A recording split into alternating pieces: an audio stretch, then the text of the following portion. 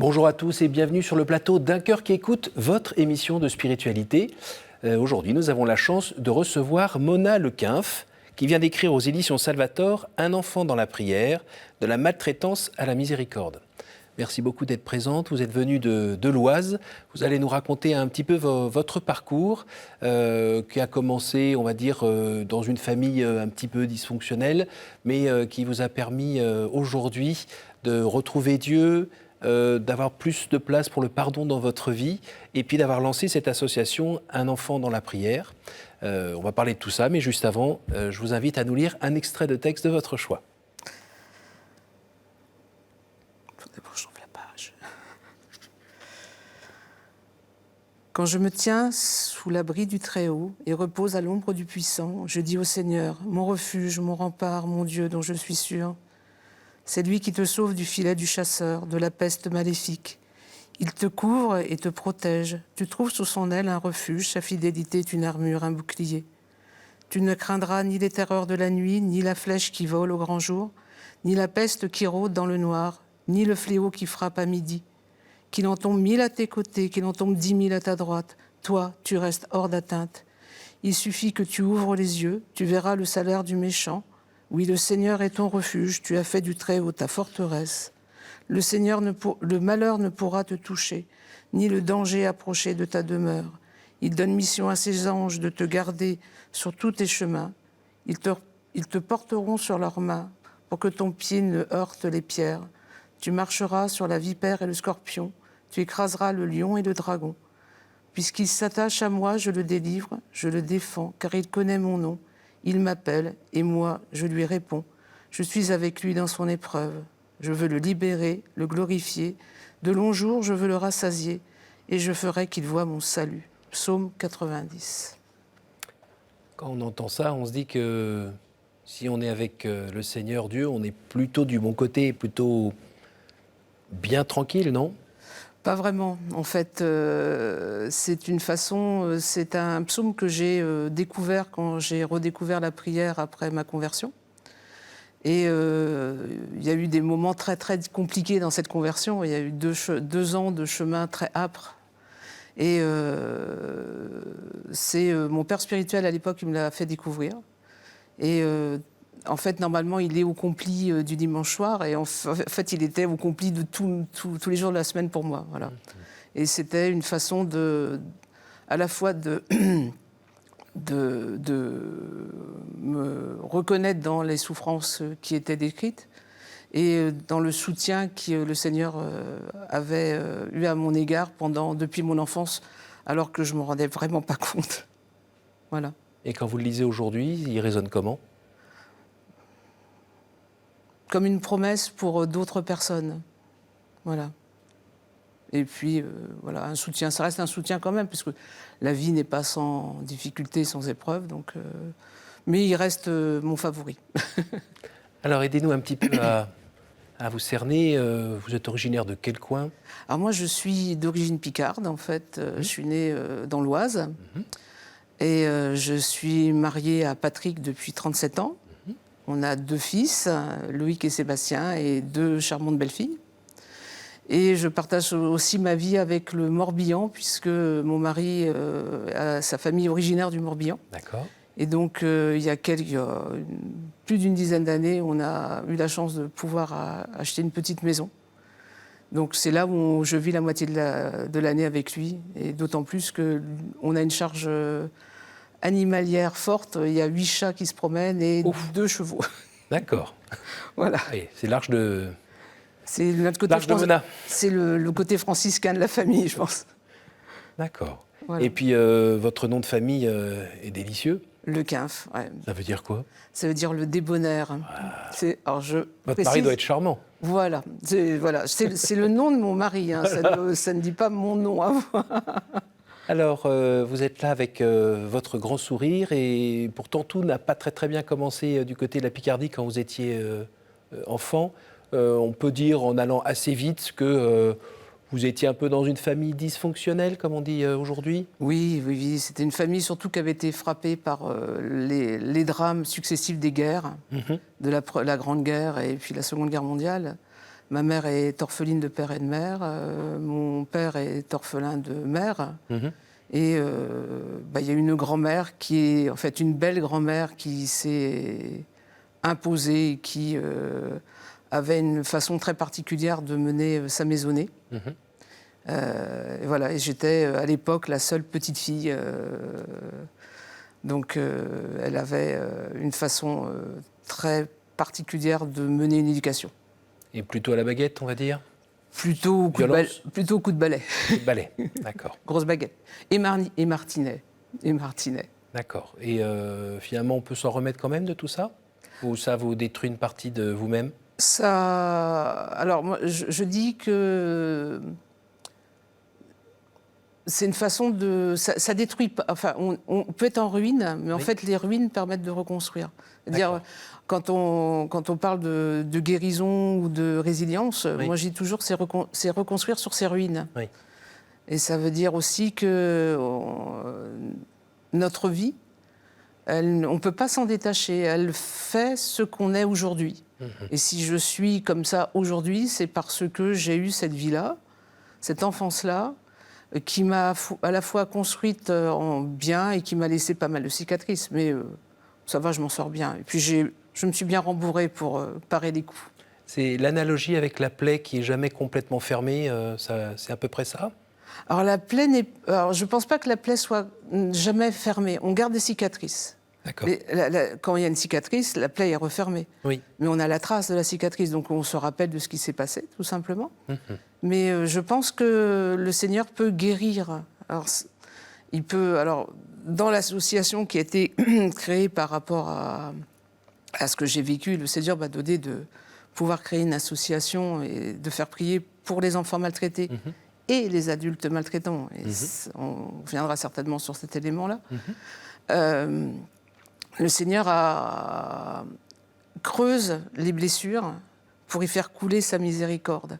C'est-à-dire qu'il faut d'abord passer par une phase d'assainissement, de reconnaissance d'être victime, d'accepter de regarder la plaie, et puis de laisser le Seigneur mettre son baume. Alors que la tendance, pour essayer de rester parfois sur ses deux jambes, c'est de regarder le moins possible cette zone. Mais elle reviendra. Elle reviendra. Et puis, plus ou moins violemment d'ailleurs. Le problème de la maltraitance, c'est que il y a des cauchemars, il y a plein d'éléments qui font qu'on ne peut pas, même si consciemment on voudrait éloigner les choses, en fait, on se rend compte qu'en pleine nuit, quand on se réveille en sueur, ou qu'il y a certains gestes ou certains mots qui...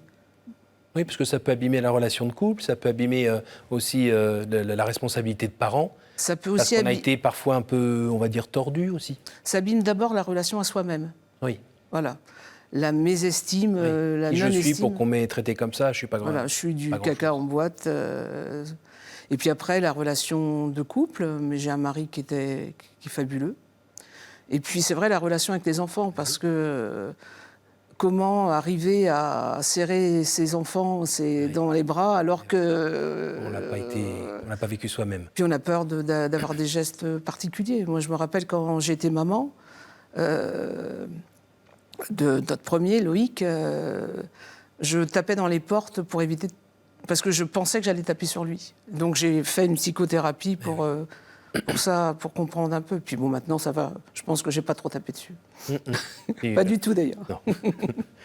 Alors, dans ce cadre-là, un petit peu compliqué, on a envie de dire qu'il y a encore une surcouche, qui n'est pas rare d'ailleurs. C'est cette histoire avec votre grand-mère qui va vous orienter vers un prêtre. Oui. Et manque de chance, c'était pas le bon prêtre. C'était pas le bon prêtre, ouais. En fait, moi, je pensais... Vous n'étiez pas grande. J'avais 8 ans. Voilà. En fait, ce qui se passait, c'est que j'avais été inscrite au caté, donc j'allais au catéchisme. Et puis, dans le cimetière de là où j'habitais, il y avait une grande croix. Et quand ça allait mal, puisque grand-mère était un petit peu quand même particulière, j'allais prier au pied de la croix.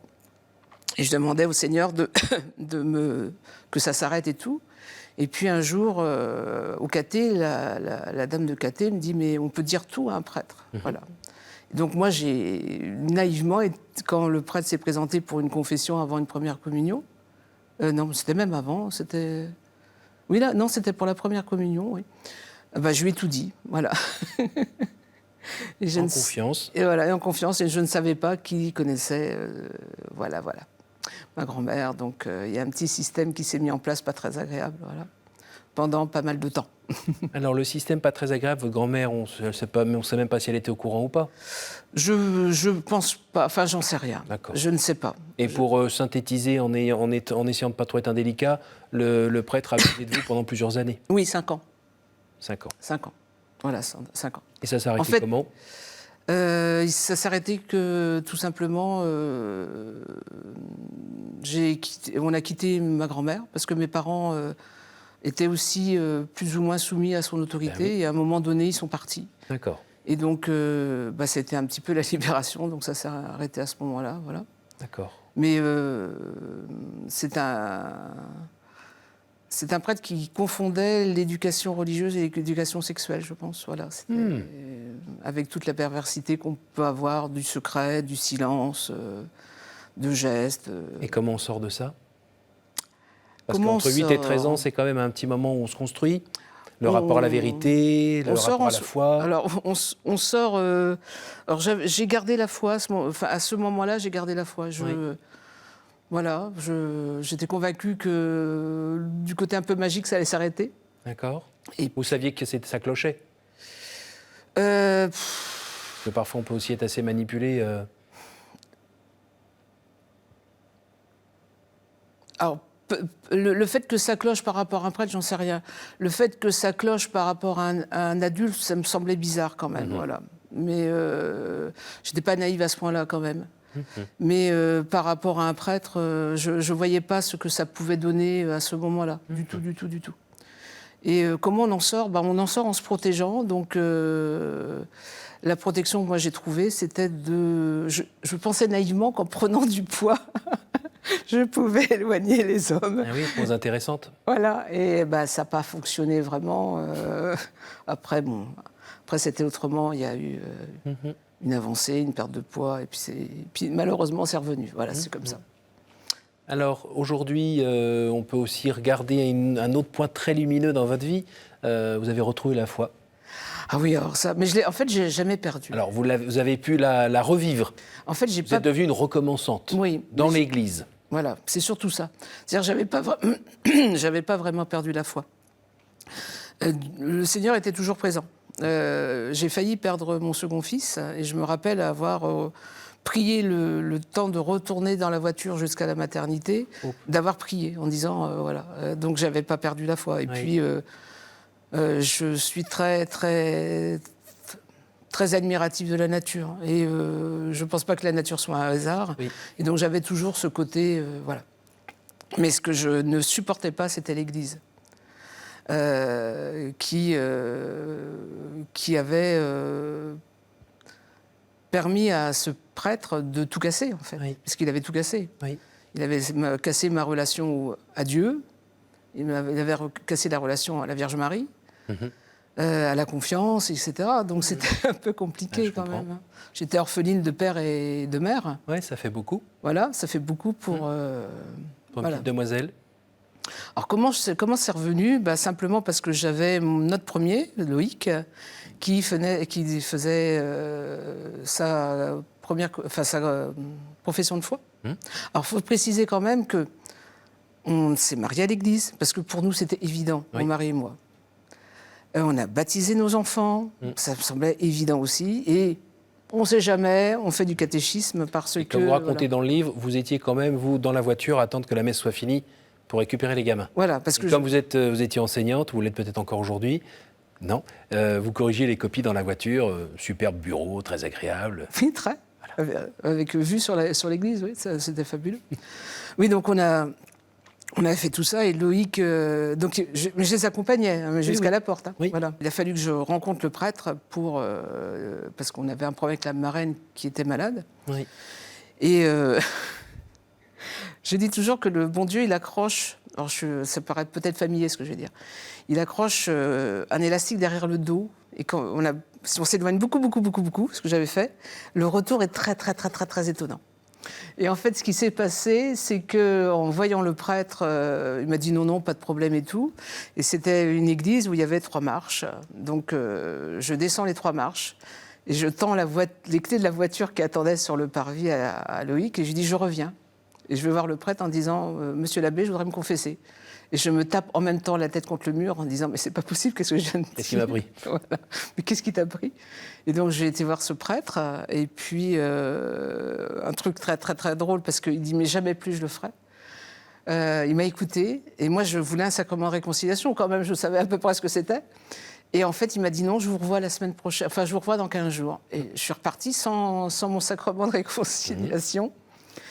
Et je pense que le Seigneur était en train aussi de travailler sur lui pour que j'ai une réponse. Et puis la deuxième fois, donc après avoir assisté à la messe, mais sans communier, etc., parce que je savais quand même, et ben le sacrement de réconciliation m'a apporté une paix énorme.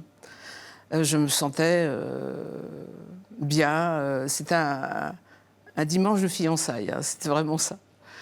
Et ça durait pas mal de temps, enfin pas mal de temps. Ça durait quelques mois.